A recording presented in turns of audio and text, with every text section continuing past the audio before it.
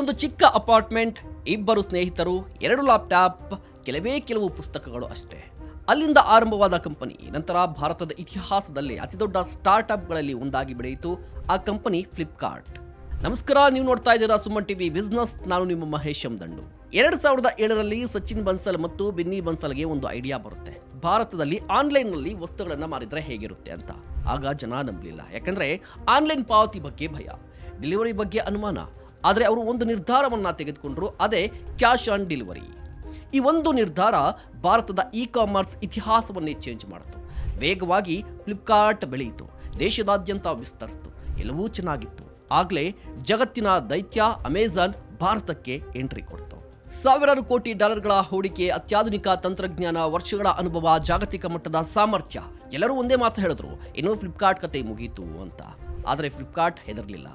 ಭಾರತೀಯ ಗ್ರಾಹಕರನ್ನ ಅಮೆಜಾನ್ಗಿಂತ ಚೆನ್ನಾಗಿ ಅರ್ಥ ಮಾಡಿಕೊಳ್ತು. ಹಬ್ಬದ ಆಫರ್ಸ್, ಬಿಗ್ ಬಿಲಿಯನ್ ಡೇಸ್, ವೇಗದ ಡೆಲಿವರಿ, ಸ್ಥಳೀಯ ಮಾರುಕಟ್ಟೆ ಮೇಲೆ ಕಂಪ್ಲೀಟ್ ಫೋಕಸ್. ಒಂದೊಂದು ಹೆಜ್ಜೆ ಒಂದೊಂದು ಯುದ್ಧ. ಕೊನೆಗೆ ಅಮೆಜಾನ್ ಬಂದರೂ ಫ್ಲಿಪ್ಕಾರ್ಟ್ ಸ್ಥಾನ ಅಲುಗಾಡಲಿಲ್ಲ. ನಂತರ ಜಗತ್ತಿನ ರಿಟೇಲ್ ದೈತ್ಯ ವಾಲ್ಮಾರ್ಟ್ ಫ್ಲಿಪ್ಕಾರ್ಟ್ನಲ್ಲಿ ಬೃಹತ್ ಹೂಡಿಕೆ ಮಾಡಿತು.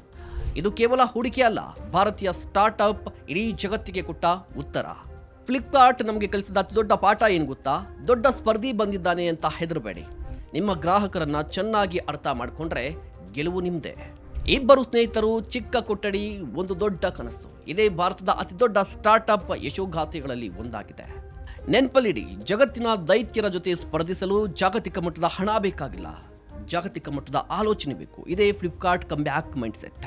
ನಿಮ್ಮ ಅಭಿಪ್ರಾಯ ಏನು? ದಯವಿಟ್ಟು ಕಮೆಂಟ್ ಮಾಡಿ. ಇಂತಹ ಮತ್ತಷ್ಟು ಕಂಟೆಂಟ್ಗಾಗಿ ನೋಡ್ತಾ ಇರಿ ಸುಮನ್ ಟಿವಿ ಬಿಸ್ನೆಸ್.